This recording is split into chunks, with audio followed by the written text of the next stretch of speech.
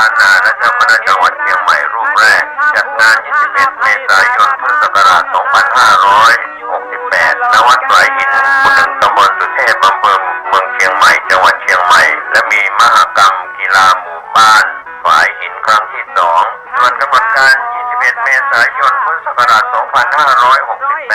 7 นาฬิกาเป็นต้นไปตั้งขบวนแห่น้ำสงฆ์ณ วัดสวนดอกพระรามหลวง 8 นาฬิกา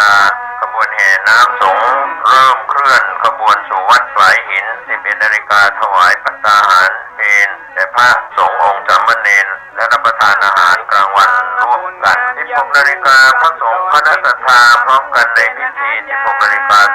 39 นาทีประธานฝ่ายคฤหัสถ์จุดเทียนธูปบูชาพระรัตนตรัยมัคคานายกกล่าวนำบูชาพระรัตนตรัยสมาทานเป็นศีลและอาราธนาธรรมประธานสงฆ์ให้ศีล 5และแสดงพระธรรมเทศนาพระสงฆ์ทรงสมณศักดิ์ 21 รูปเจริญพุทธมนต์และสวดมาติกา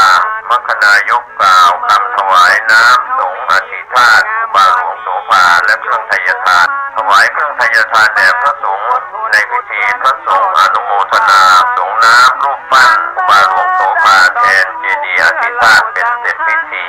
ขอเชิญชวนคณะสงฆ์คณะศิษยานุศิษย์คณะศรัทธาของวัดสายหินและผู้มีความเคารพนับถือในตัวหลวงปู่ครูบาหลวงพระไพศาลสังฆปาโมกข์ 11 เมษายน 2568 7 นาฬิกาเป็นต้นไปจนภาคเช้าภาคบ่ายแล้วเสร็จพิธีขออนุโมทนากับผู้ที่จะไปร่วมในพิธีส่งน้ำเจดีย์อธิษฐานครูบาหลวงโสภาพระไพศาลสังฆปาโมกข์ครบ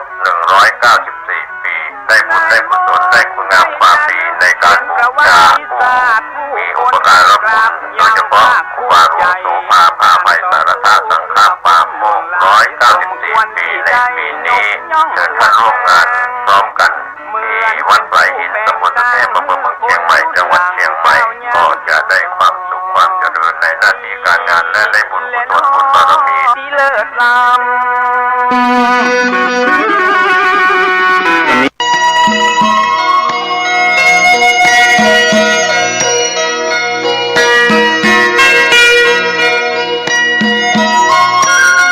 สารเพื่อการประชาสัมพันธ์โครงการปรับภูมิทัศน์และพัฒนาปรับพื้นที่รอบอุโบสถวัดป่าแดงมหาวิหารโครงการระยะที่ 9 ธันวาคมถึง 31 ธันวาคม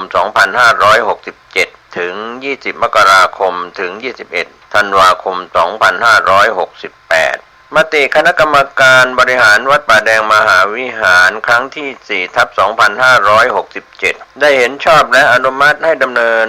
โครงการใช้เงินบริจาคและเงินสะสมของวัดเพื่อพัฒนาปรับพื้นที่ของวัดป่าแดงมหาวิหารจึงขอเชิญชวนผู้มีจิตศรัทธาร่วมพัฒนา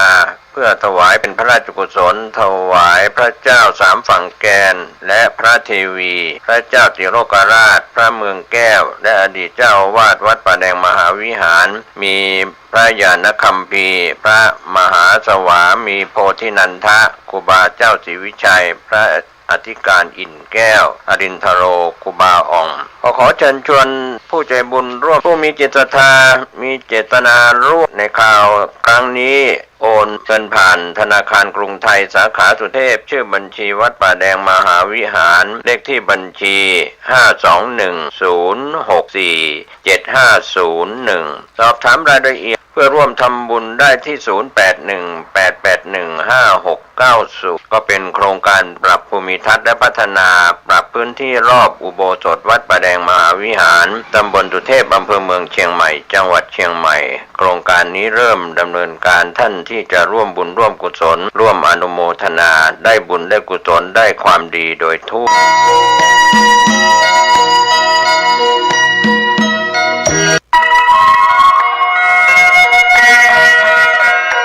ขอเชิญพี่น้องชาวพุทธร่วมเป็นเจ้าภาพสร้างห้องสุขาห้องอาบน้ำเพื่ออำนวยความสะดวกแก่คณะศรัทธาสาธุชนที่จะเข้าปฏิบัติธรรมกรรมฐานณวัดบ้านเราพระเจ้าตาเขียวพื้นที่126 ตารางเมตรจำนวน23ห้องประกอบด้วยห้องน้ำหญิง8ห้องห้องอาบน้ำ4ห้องห้องสำหรับผู้พิการ1ห้องห้องน้ำชายแบ่งเป็น เป็นห้องสุขา5 ห้องโถปัสสาวะ3 โถห้องอาบน้ำ4 ห้องและห้องสำหรับผู้พิการอีก1 ห้องท่านผู้ใจบุญใจกุศลร่วมสร้างห้องน้ำห้องขาตารางเมตรละ 10,000 บาทหรือตามกำลังเจตนาศรัทธา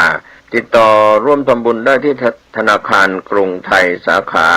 ป่าซางเลขที่บัญชี79800274865ชื่อบัญชีวัดบ้านเราหรือสอบถาม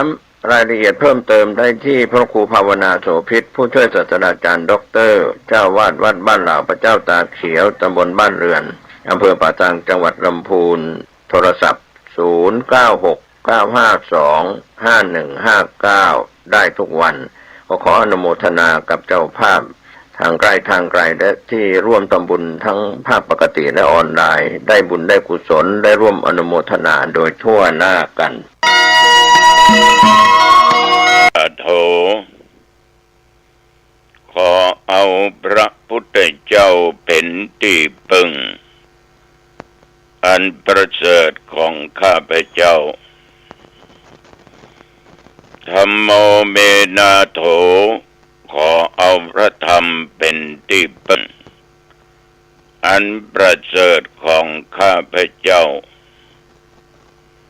สังโฆเมนาโถ